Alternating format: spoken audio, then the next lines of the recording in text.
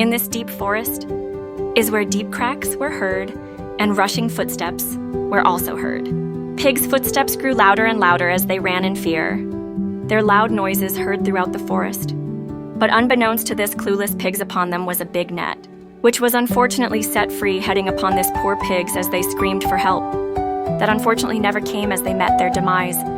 The net caught the pigs that had no choice but to surrender, because they were unfortunately outmatched at this moment. Outmatched by the green people that lived on this forest, which had planned this outcome that the pigs faced. The boy in gear and black boots is our main protagonist and the planner of this great outcome. He said in joy, "It's what I do."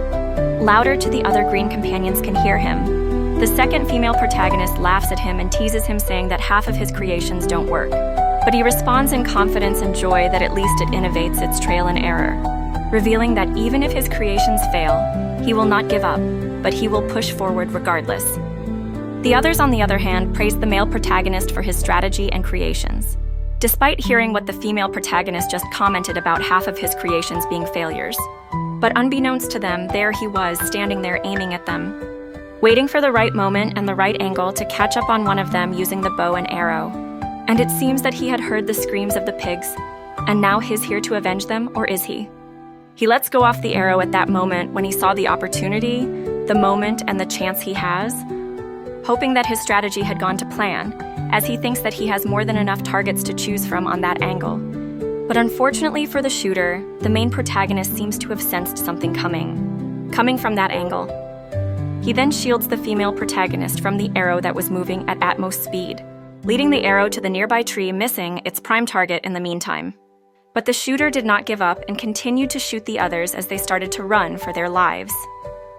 The male protagonist was in the middle between being sad and angry as this scene unfolds in front of him. At that moment, he had to make a choice between saving the others or saving who was the closest to him. At that time, he had finally made his decision and takes the hand of the female protagonist as they run together.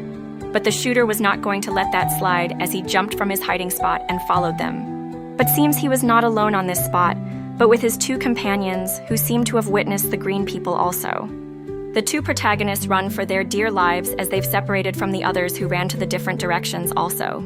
And they screamed as they heard the footsteps of the hunters who were hunting them down, as the hunter became the hunted. But they arrived at this large purple mushrooms that towered over them, where the male protagonist saw this as the opportunity to escape the hands of the hunters.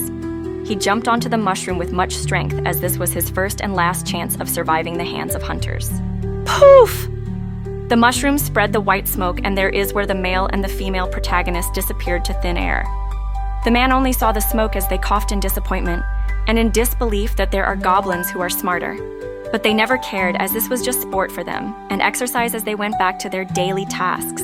The two protagonists arrived at their village at last after a long run and fear wearing off from their shoulders, as they know that there are supernatural protectors around the village who will keep them safe at any cost and will risk their lives for theirs. The village had roundhouses that filled the village, and it had a large mushroom in the middle of it. But they came across the elder who is the ruler of this village, who asked them if they've seen their other sibling, which the female protagonist answered first in confused look that who is this sibling, and that didn't he leave this earth last week? But the male protagonist just said that, how will we know the siblings since there's 3,000 siblings here?